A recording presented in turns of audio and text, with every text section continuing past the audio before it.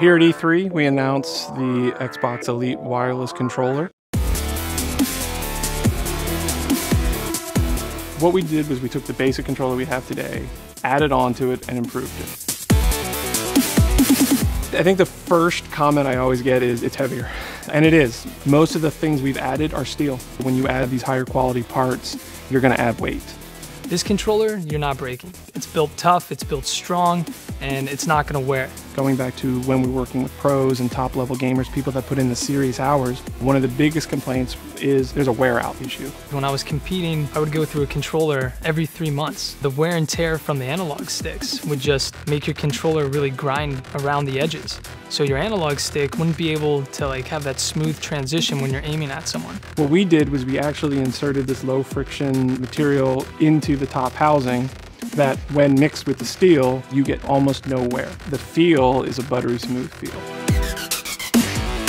When I first started using the controller, I was a bit skeptical. Once I gave it a shot, I realized how big of an advantage it would give me. You can do so much with it and map so many buttons a different way. There's no controller out there like this. There will be a Xbox Elite adjustability application that will come with this. It'll be something that works on your console and you can directly communicate with it. That is how you'll remap the controller. You will be able to adjust your ABXYs, your digital inputs, your D-pads, your bumpers, your triggers will all be able to be remapped. We will actually store everything on the controller itself. It's not stored in the console, which means there's no lag. Anything you adjust in the application, you can then save it, name it. Not only can you have the one profile on here, you can actually save two. You can have one called Halo Run and Gun and one called Halo Warthog. You simply move the key the other direction within a single duty cycle, which means instantaneously or faster than you can move the switch. It'll already move over the new key mapping, zero lag. As soon as you're out of the Warthog, pop it back over, you're back to Run and Gun. When we started this, we started from day one, going to actual top leaderboard people's houses, did interviews, watched them play, record them, asked them how they would use it. Then we actually went to the pros. We said, what would you do? What would improve your game? What would take it to the next level? There's a lot of variety. You're not told this is the only way you can do it. Even with the paddles, there's elongated paddles that you can use. The idea of having paddles is you want to keep your grip where it is, specifically your thumbs. You know, in most games we're playing today, you're using both thumbsticks and you never want to take them off. Most of us on the pro team will set this top left paddle to the X button. That's the ability for thrust when you're playing on bumper jumper. So we're able to hit the paddle in the back and keep that smooth transition on our opponent.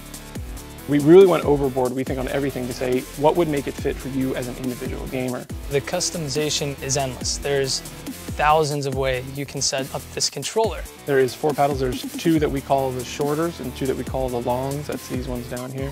Hair triggers is a new thing that we added where it's a physical travel with 50% travel. Simply put, it's a mechanical stop. What that gives you is not only does it shorten the distance, but there's actually, because there's a hard wall behind it, it gives you a slight rebound. Then it'll come with 2 D-pads, one this multi-facet one, as well as the traditional cross. They are replaceable, they are removable, they're swappable, you can do them however you want. It's the same with the thumbsticks. You can pop these off and you can place in an elongated thumbstick, and that'll actually help you to move less and have that perfect precision aim across the map if you're trying to snipe somebody. We're going to sell it with different shapes. We're going to work with partners to have different shapes. It does work the same way they always have, which means you still have a digital input, full analog movement. You're letting yourself tweak it just a little bit to give you that edge so you feel better, you play better. If you take a great piece of equipment, you tailor it just slightly for your individual needs versus the mass needs, you can now take your game to your personal next level. Anyone can benefit from that. You don't have to just be a professional gamer. However, there is a growing market for esports. There is a growing market for competitive play. What we built here, we believe can do both. We're really excited to launch this. I think from day one, ground up, we designed this with the pros and the aspirational esport enthusiasts in mind. It's not about how Microsoft or Xbox is telling you how to play. It's not how a game title is telling you how to play. It's customizable to the way you want it, for the way you play.